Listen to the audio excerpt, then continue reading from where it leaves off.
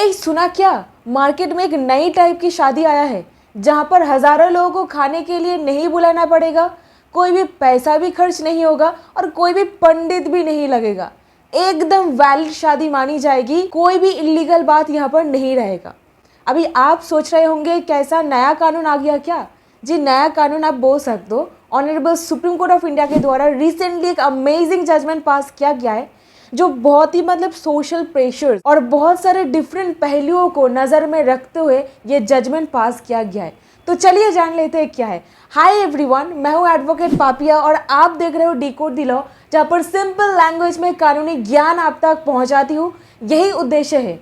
पर पता है, सिर्फ आप में से 1% लोगों ने सब्सक्राइब करके रखे हैं और 99% लोग सब्सक्राइब भी नहीं किए हैं। तो प्लीज सब्सक्राइब कर दीजिए। Lover Hasan versus superintendent of police, ये केस में पति पत्नी के बीच में एक सेल्फ रिस्पेक्ट मैरिज हुआ था। बाय गॉड, मैं इतनी सालों से लॉ प्रैक्टिस वगैरह या फिर लॉ के साथ मेरा कनेक्शन है, अनगिनत टाइम मैं हिंदू मैरिज एक्ट पढ़ चुकी हूँ, केसेस भी मैंने देखा है, हैंडल किया है, पर मेरे को नहीं पता था सेल्फ रिस्पेक्ट मैरिज क्या होता है। तो recently section 7A of the Hindu marriage act के बारे में मुझे पता चला है। अभी क्या है, कौन सा चीज़ है, आपको पता बिल्कुल लग जाएगा। तो देखिए, पति और पत्नी के बीच में शादी हुआ था। अब यहाँ पर क्या हुआ था, शादी होने के बाद पत्नी को उनके घर वाले ले करके चले गए थे और घर में डिटेन करके रख दिए थे। और हस्बैंड अपनी पत्नी को ढूंढने के लिए, ढूंढने नहीं मतलब छुड़वाने के लिए, अपने साथ रखने के लिए एक writ of habeas corpus court में जाकर के फाइल करते हैं। रीट ऑफ हेबिस कॉर्पस जहाँ पर कोई इंसान को डिटेन करके रखा जाता है, उनको बाहर निकलवाने के लिए फाइल करते हो।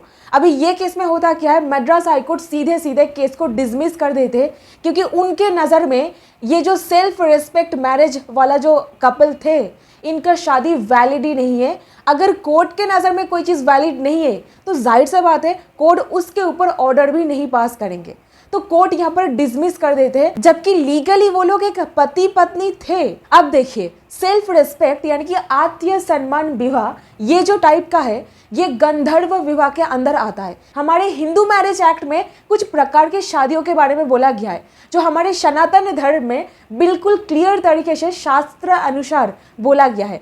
सबसे पहला ब्रह्म, देव, प्रजापत्य, असुर, अर्ष, पिशाच एंड गंधर्व, ये कुछ प्रकार की शादियां यहाँ पर बोला गया है। अब गंधर्व यानी कि लव मैरिज और ब्रह्मा यानी कि जहाँ पर फादर साहेब आपका कन्यादान करते हैं, ठीक है ना। अब गंधर्व जो है वो आजकल यंग जनरेशन जेंजीस में बहुत ज़्यादा पॉपुलर हो रहा है, जो कि लव मैरिज है।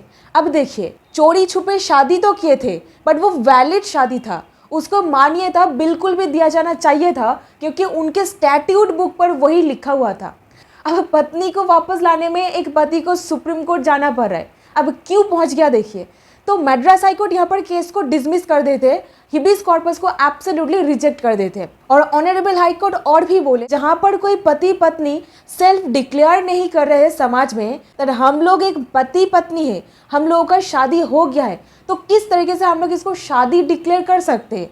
तो चोरी छुपे आप शादी कर रहे हो तो ये वैलिड शादी नहीं है। और यहाँ पर शादी करवाया गया था एक एडवोकेट के द्वारा, यानी कि एक एडवोकेट उनको मैरिज सर्टिफिकेट इशू करके दिए थे दैट आप लोग सेल्फ रिस्पेक्ट मैरिज करके अभी पति पत्नी बन जाते हो।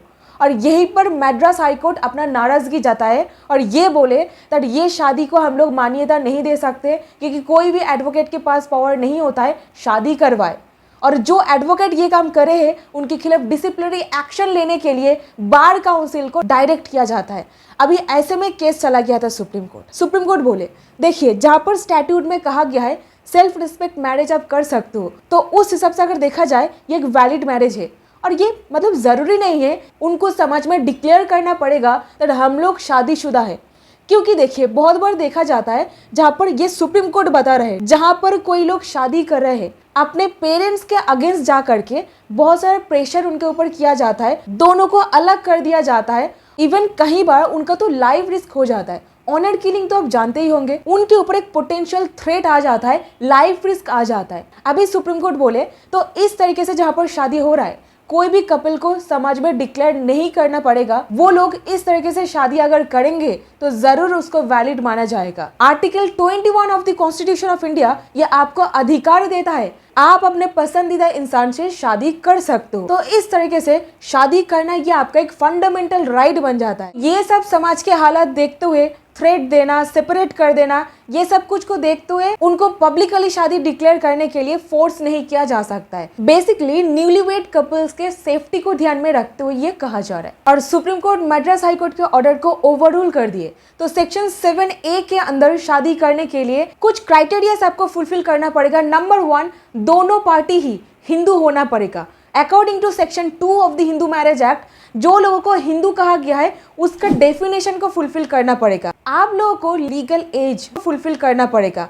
आप लोग कोई फ्रेंड्स, फैमिली एंड रिलेटिव के मौजूदगी पर, प्रेजेंस पर ये शादी करते हो। बट हाँ, यहाँ पर सुप्रीम कोर्ट क्लैरिफाई कर दिए दैट कोई भी एडवोकेट यहाँ पर एडवोकेट के कैपेसिटी में शादी करवा नहीं सकते, विटनेस नहीं बन सकते। यानी कि सपोज अगर आप एक एडवोकेट हो, एडवोकेट के हैसियत से आप मौजूद हो, तो नहीं, आप ये शादी का विटनेस, गवाह नहीं बन सकते हो। एडवोकेट की कैपेसिटी मतलब आप कोर्ट में हो, चेंबर में बैठ करके आप क्लाइंट के साथ डील कर रहे हो या फिर आपका कोई काम वगैरह कर रहे हो, वहाँ पर आप एडवोकेट हो। अगर सपोज आप एडवोकेट हो बट आप एज अ फ्रेंड वहाँ पर गए हुए हो, बट एडवोकेट के हैसियत से आप काला कोट वोट पहन के खड़े हुए वहाँ पर, लो चलो मैं एडवोकेट, आओ तुम्हारा शादी करवा देती हूँ, एडवोकेट बन गए पंडित, नहीं भाई, इस तरीके से नहीं होगा। और हाँ, पंडित का, रिचुअल्स का, कोई भी रिचुअल्स पालन करने की जरूरत इस शादी में नहीं पड़ती है। एडवोकेट के कैपेसिटी में आप ये शादी सॉलेमनाइज नहीं कर सकते हो। और यहाँ पर आप कोई रिंग फिंगर में रिंग विंग डालते हो, उसके बाद एक गार्लैंड एक्सचेंज करते हो, देन एक गोल्डन सा धागा आप एक दूसरे को बांध देते हो। मुझे एग्जैक्टली पता नहीं है बट इस तरीके का है। सेक्शन कुछ ऐसा है 7A of the Hindu marriage act. So I hope आपको पता चल गया है किस तरीके से ये सेल्फ रिस्पेक्ट मैरिज होता है और इसको सिर्फ और सिर्फ वैलिड माना जाएगा in the state of Tamil Nadu. Nation wide India में ये लागू अभी तक नहीं है और सुप्रीम कोर्ट खुद इसके ऊपर कोई भी जजमेंट पास करके नेशन वाइड इसका एप्लीकेशन नहीं कर सकते, क्योंकि नेशन वाइड होने के लिए नेशन वाइड स्टैट्यूट में